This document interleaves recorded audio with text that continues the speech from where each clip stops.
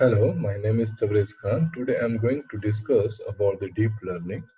So I'm going to share my screen. So if you see here, if you know to understand the what is deep learning basically. So if you are talking about the deep learning, so basically if you see here, you can I just increase my screen so you can easily see these things. Okay. To understand to understand what is deep learning, we first need to understand the relationship deep learning as with the machine learning. Okay, with the machine learning and neural network. Okay, so first we have to understand and what is the relationship with the artificial intelligence. So we have to first understand what is a relationship between the machine learning, then neural network, and artificial intelligence. So first we have to understand about that one. So if you go no,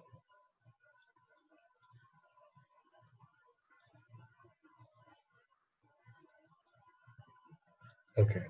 So if you see this picture,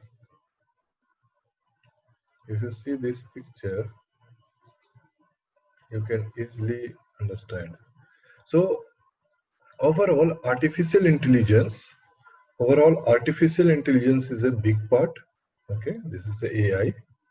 Okay, and inside there is a field of machine learning is there. Okay, inside there is a field of a machine learning is there. Okay, inside there is a field of a machine learning.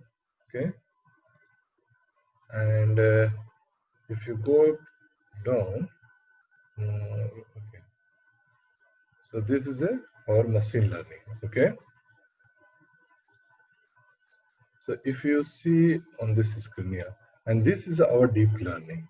So deep learning is a, you can say, narrow part of a machine learning, and all these things are called a basically. So this is a, you can see the visualization of this circle easily. You can understand what is artificial intelligence and where deep learning is lying in there.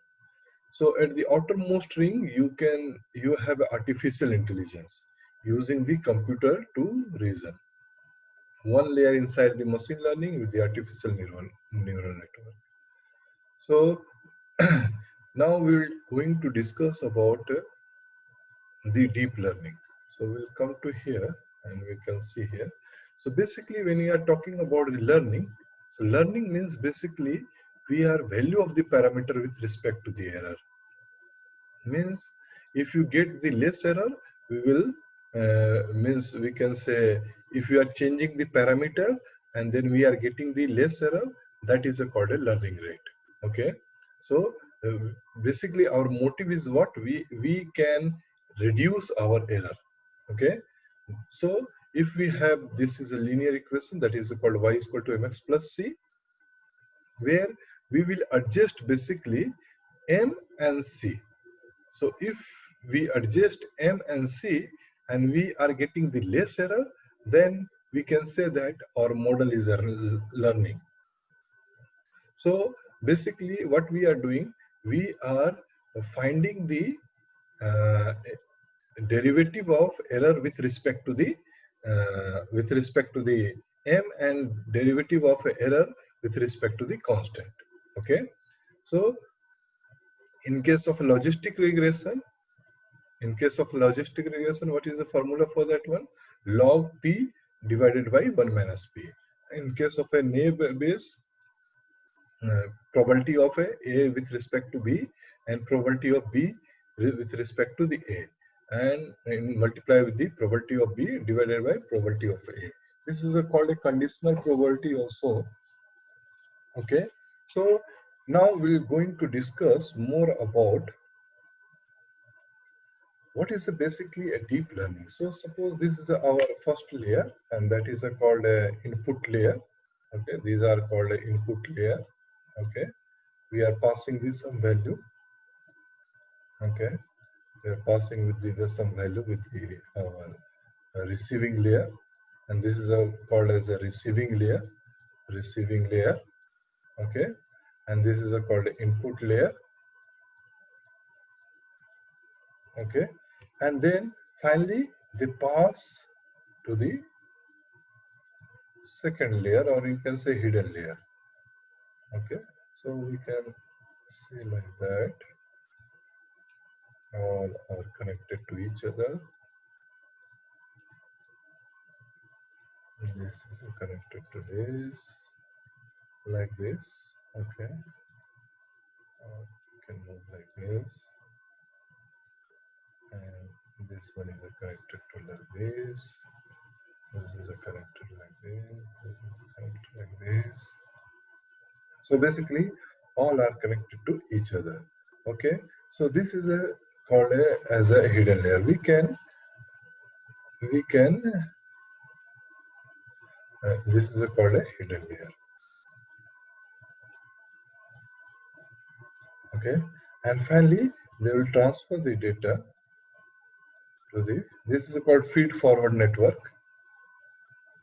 to our final output layer. Okay, so if you see here, so first suppose we are passing the 2 as an input. Okay, so and this weight we can consider as a W1, and we have some bias is there. We can talk about the bias. Okay, this is a biases. Okay, so what will be the value will be passed here? 2 W1 plus bias. Okay, so if you see here, this is a hidden layer. Hidden layer is basically responsible for what? It is responsible for learning. Hidden layer is responsible for the learning. So this equation is a similar, if you see, when you this equation is similar to y is equal to mx plus c. Okay, this equation is similar to y is equal to mx plus c. So we can consider if new value will pass from here, that is a 4. So this one we can consider as a W2. So what is the input here now? 2 4 W2 plus B, right? So we can consider next one is a 4 W2. So we can write total input on this part. What is the total input?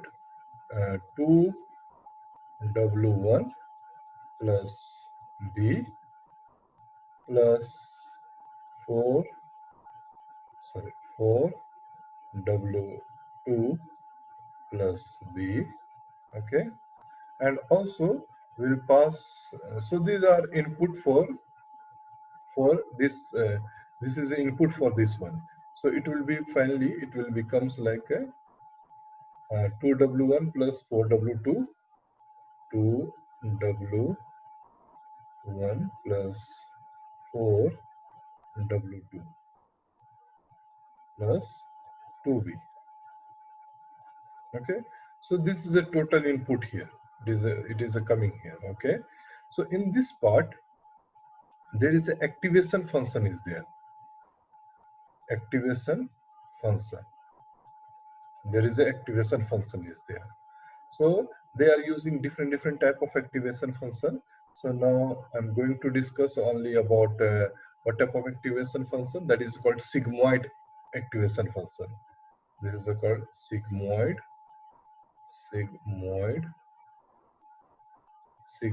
activation function.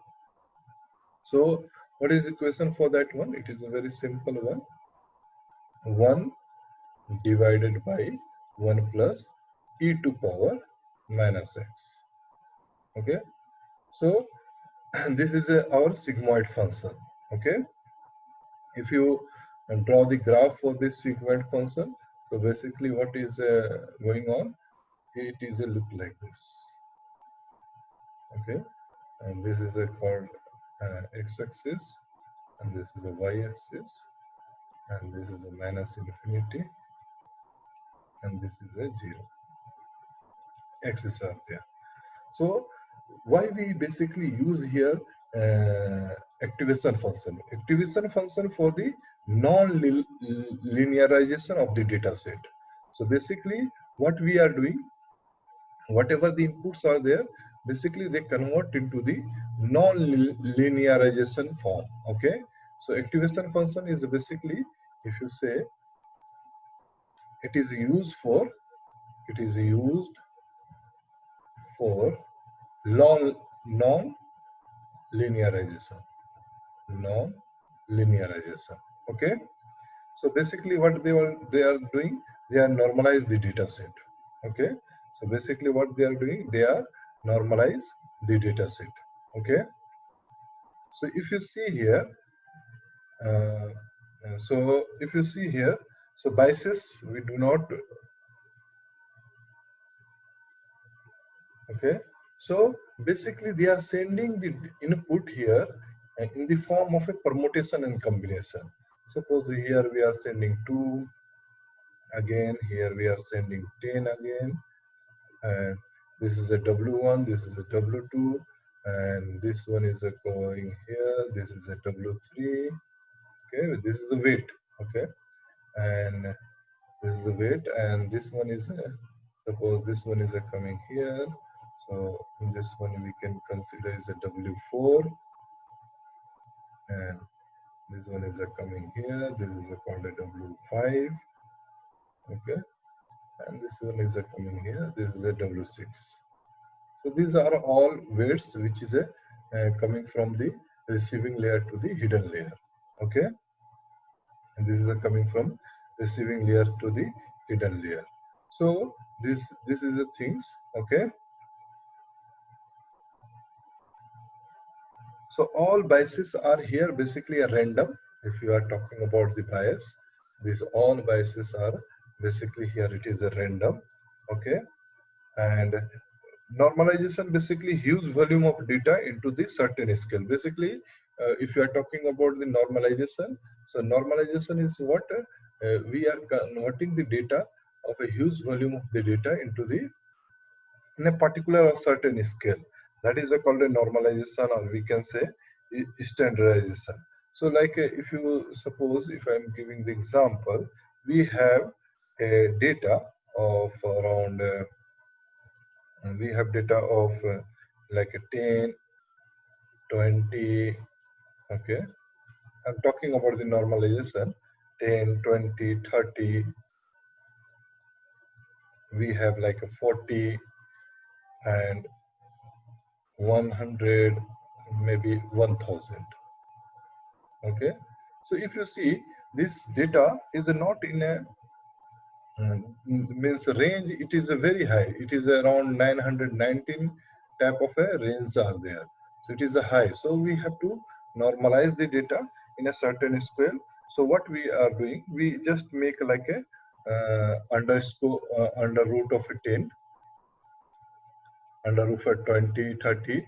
So automatically scale will be less. Okay, and or we can say we can apply the like log.